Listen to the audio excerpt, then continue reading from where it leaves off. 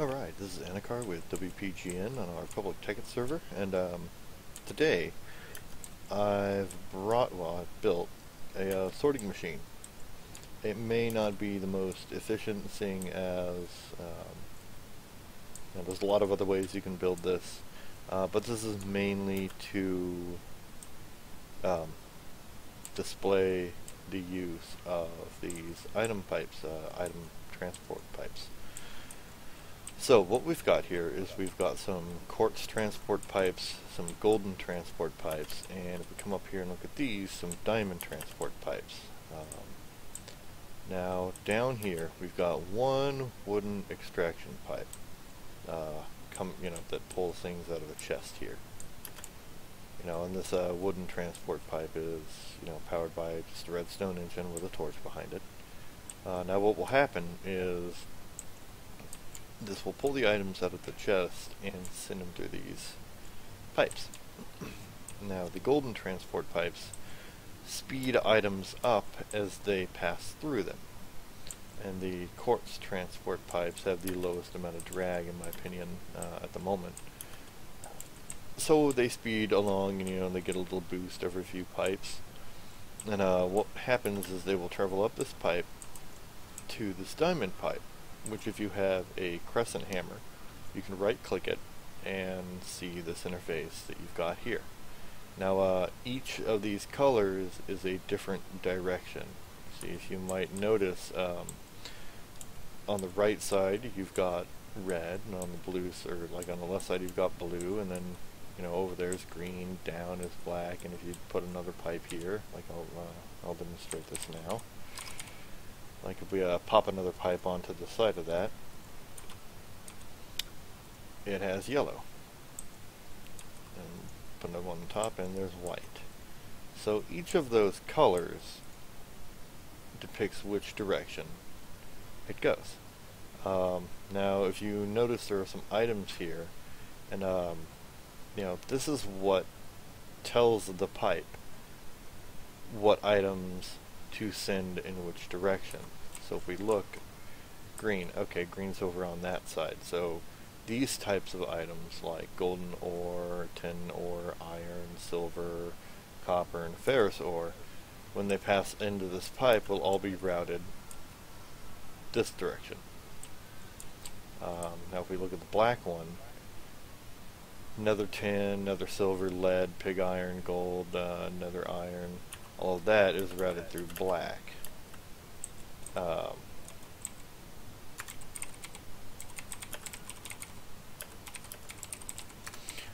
So all of those items will come down instead of continuing to pass through or going the other direction.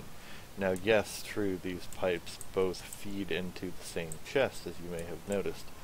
The reason for this is because if you look at this, there's a lot of ores, so you wouldn't be able to fit all of these in line with all of these as well, so I had to give it a different direction. It still meets the same end, it goes into that chest, drops into the hopper, and it's fed into this pulverizer that we've got sitting here. And it's the same for each pipe, it's just different items go into it. See, now into this you've got nether sulfur, saltpeter, coal, and platinum ore, which is fed down here into this chest that goes into this hopper, and so on and so forth. And this one's got the redstone, lapis, and diamonds, things that you can grind but don't smelt in a furnace, and I'll explain that real quick here. So now coming out the back of these pulverizers, we've got tubes that feed into chests, like these two back here wouldn't go into a furnace necessarily, so they just go into chests. But this, all of these metals that drop into here can be smelted, so they get shot into the chest here, and they're pulled out into the furnace, smelted, and then deposited here. Now I put this in here just to demonstrate the use of an item duct. Now these are two separate things. You've got transport pipes, which are part of the BC mod pack, and then you've got item ducts, which are part of the thermal expansion pack. Problem being that item ducts will not connect to transport pipes. So it's kind of a matter of one or the other unless you have a buffer, like a chest, in between them. Now the way that these item ducts work is many people get confused. I've noticed, I've had a lot of questions about this and I've had to answer them all. But these item ducts are powered by a redstone signal. And the easiest way to do it is just to stick a redstone torch next to it, and there you go. You see how this down here is red. Let me change this. That way I can show you the difference.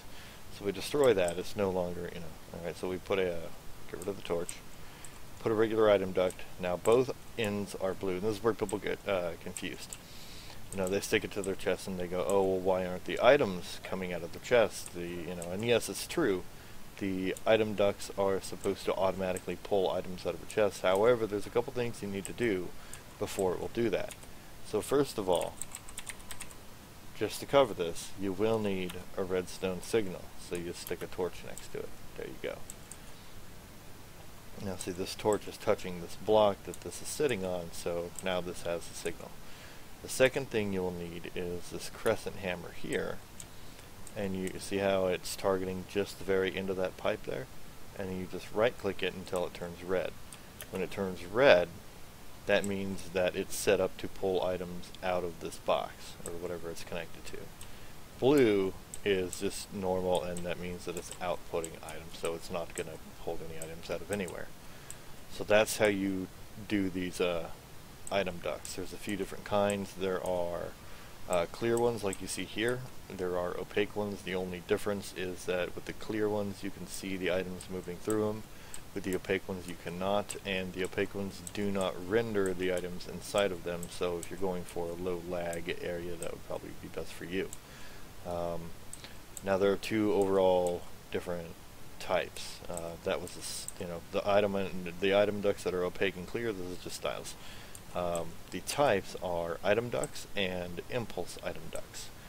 The difference is that impulse item ducts are infused and made with redstone and transport items much faster than a regular item duct would. So depending on how efficient you want your machine to be and how fast you need to get things from one area to another, you can decide what's best for you.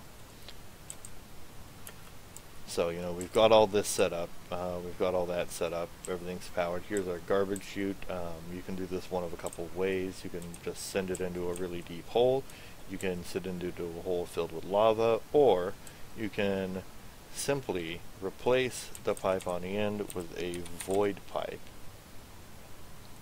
void transfer pipe, transport pipe, and the void pipe will just destroy what items pass through it. So you can do that and not have the lava, and it's all up to you. So whatever you want to do, that's up to you. That's all personal preference. But yeah, that's pretty much how it works, and I totally just can't click that now. Okay. So we'll spawn in some ore, we'll toss it in there, and we'll see what it does. And we'll put a few different kinds in there. So let's take some gold, let's take some other gold, some other iron, and then we'll go maybe some copper. Now I believe I used the thermal expansion copper. That's the other kind of a pain in the butt when you're running all the mods, is there's many different types of ore, which makes it very easy for people to get resources on the server, very player friendly, but it sucks at sorting, as far as sorting pipes go. So let's spawn some of this stuff in. We'll spawn some cobble in, just to show where it throws it out the end of the pipe, into the furnace or into the lava. So and then, let's put some nether diamonds in here too, just to show how that works. So we'll toss all these into the chest. And as you can see, it starts to move them through the chest, and they get shot down this tube here. And they get sorted. See, there they go. Okay, there you go. Now at this chest here, this is connected to the auxiliary output for the grinder, so you can collect all of the additional stuff like the netherrack you know, the dust. See, there's a piece of netherrack floating around there. Gets popped into this chest, and you can, you know, you could even set up another system that sorts out just this chest and reprocesses what you need. This is a very basic setup. So we'll go here, and all that cobble, by the way, just got shot into the furnace, and it's gone. It burned up. So if you don't have any use for cobble, if you have too much of it, it's pretty easy to get. You know, just set up something like that or a void pipe and just destroy it. So see, here's the diamonds coming out here. We go over here. We've got we've got some pulverized copper going on there, and it will automatically do this, and it will automatically move these over to smelt them into the ingots. So, you know, the gold went first, so we've got gold ingots now, you know, and it's now starting to smelt the copper. So this is a fully automated system. All you've got to do is toss it into your chest.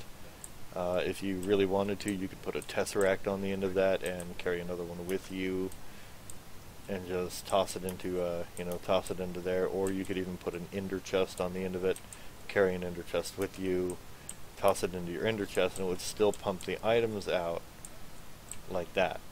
So you could do that with any number of things. It will work either way. So this is a very simple, it's not really that simple, but it's a very easy way to build this. If you want to know what the required materials are, I spent 31 quartz transport pipes. I believe, let's see, 1, 2, 3, 4, 5, 6, 7, 8, 9, 10, 11, 12, 12 golden pipes. Just the 3 diamond pipes up there. 1, 2, 3, 4, 5, 6, 7, 8, 9 crystal chests, 3 pulverizers, 1 redstone furnace, and 1, 2, 3, 4 redstone energy cells sitting beneath these items to power them. So that's how that works. There's a lot of different types of pipes. The quartz are fairly cheap to make, so are the golden pipes. The diamonds really aren't that bad. And every time you make a pipe craft, using the crafting recipe, it gives you 6. So it's a pretty good return. It's really not too bad. These suckers here are kind of expensive to make, but they're really good. So that's how pipes work. I might do another one on fluid pipes later, but that's how item transport pipes work and sorting pipes. Just again to note, you will need a crescent hammer to get into the interface of these diamond pipes to set the filters. And the way you do that is you just click the item, drag it over, and click it there. It doesn't actually take the item, it just remembers what you have there. And then to get rid of it, you just click it. So that's it. That's how that works. It's pretty simple. We actually had a player want to copy this design that I had built for, just video purposes in his base. Let me actually see, is he even here? No, he's not here at the moment. Okay. I think he's part of Yogg's cast. Let me see if I can go over there. Yogg's cast. Alright, here's the player's town. We're running towning, so here's his town, and he's pretty much, there's a few slight differences, but he's pretty much got this same setup that I had built here. He's got it going on in his town. Apparently he liked it enough where he wanted to build it. So here is a live working model that's not been spawned in. This is all done by hand.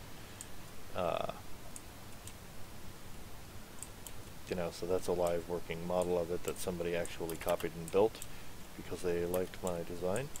I don't have a problem doing that. If you ever want to come play on the server and, I'm working on something or trying to figure something out and I get it working and you want to do that, go ahead and copy the design. That's cool with me.